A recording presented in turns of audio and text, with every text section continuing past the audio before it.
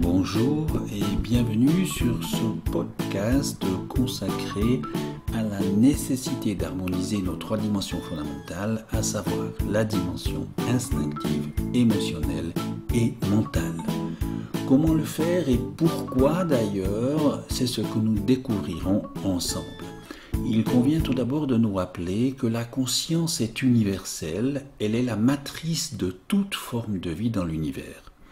Mais elle ne réclame aucun culte, aucune prière, aucune adoration, aucune soumission.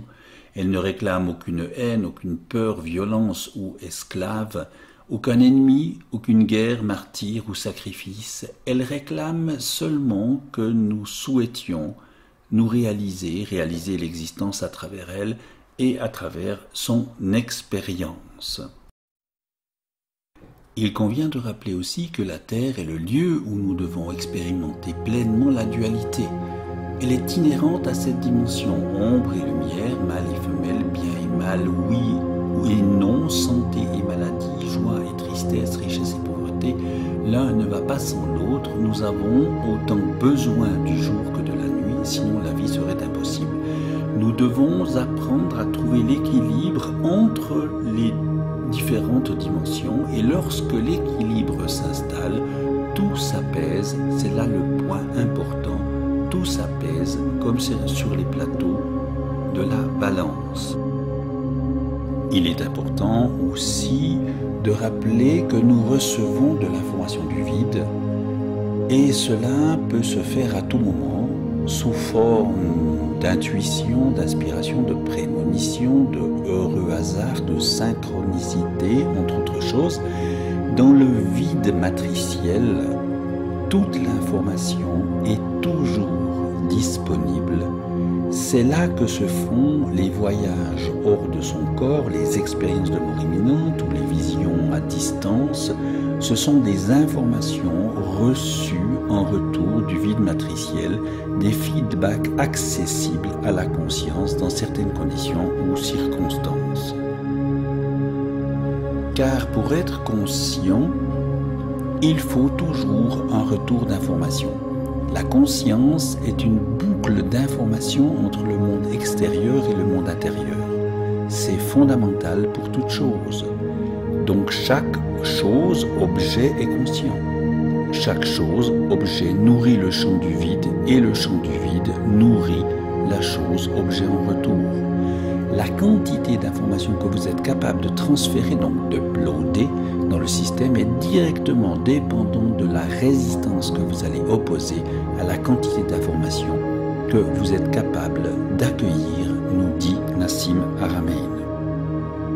Il est donc essentiel, bon, utile, agréable, nécessaire, indispensable de bien observer nos états vibratoires induits par nos pensées, nos convictions intimes, nos ressentis, nos émotions, nos actes ou nos paroles, car ils sont reliés à la mémoire de l'espace-temps, tout comme le seront les autres humains, la nature, la Terre, la galaxie ou l'univers entier.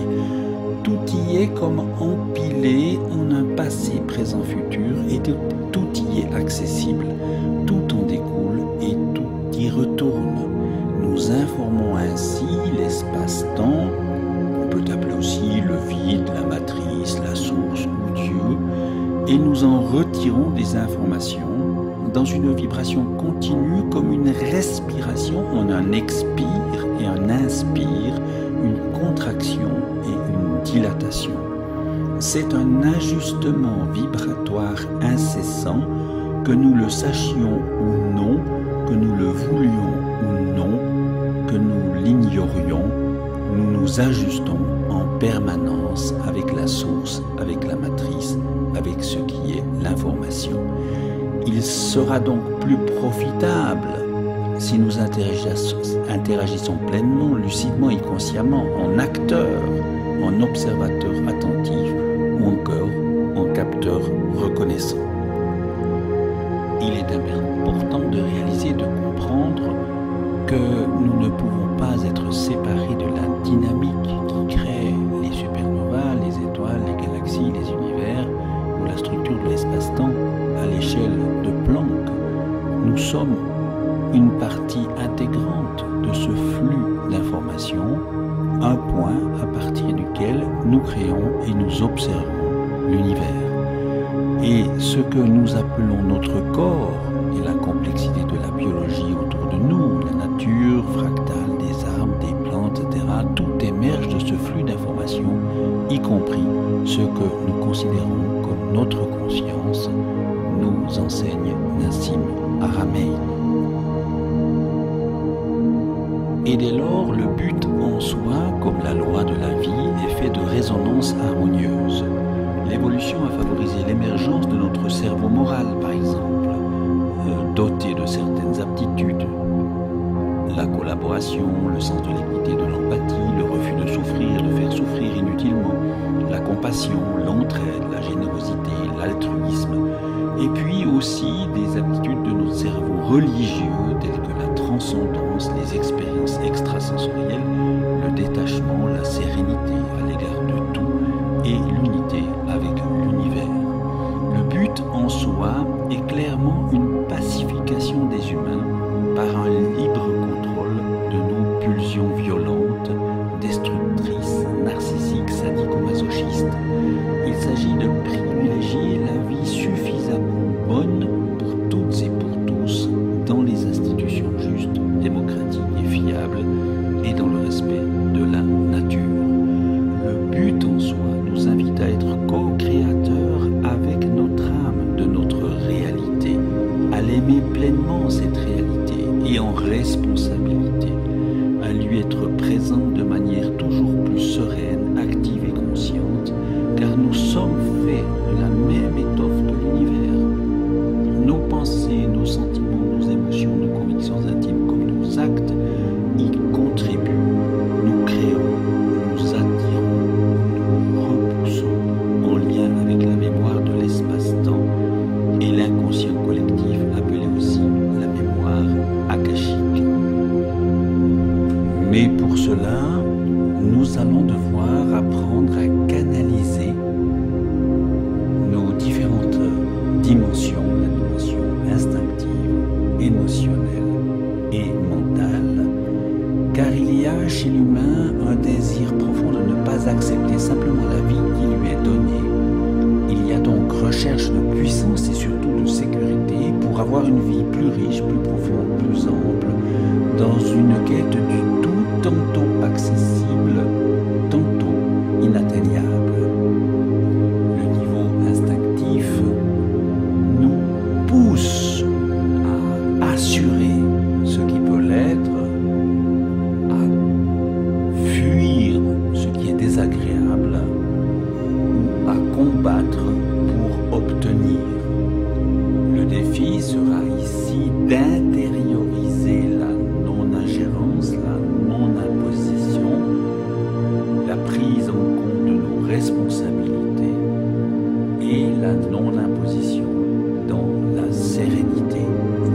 Dans le niveau émotionnel, nous serons confrontés au besoin de reconnaissance, un besoin que nous chercherons à réaliser à travers la volonté de se faire aimer, à travers la volonté de démontrer nos capacités ou à travers la volonté de démontrer notre originalité.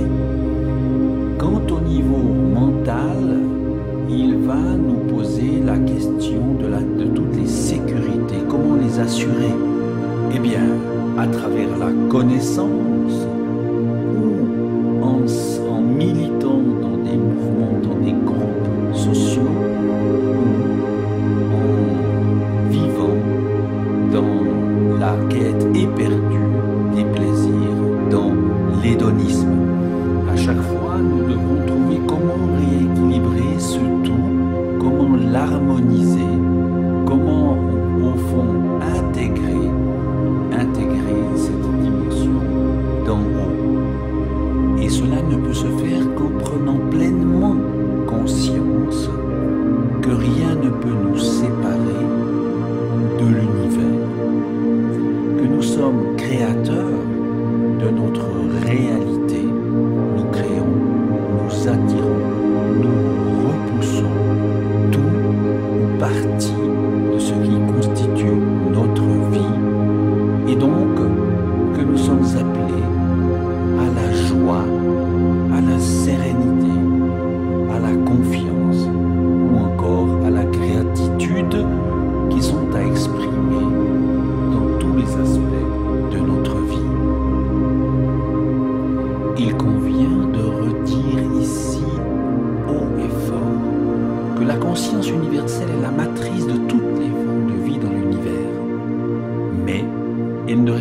aucun culte, aucune prière, adoration ou soumission.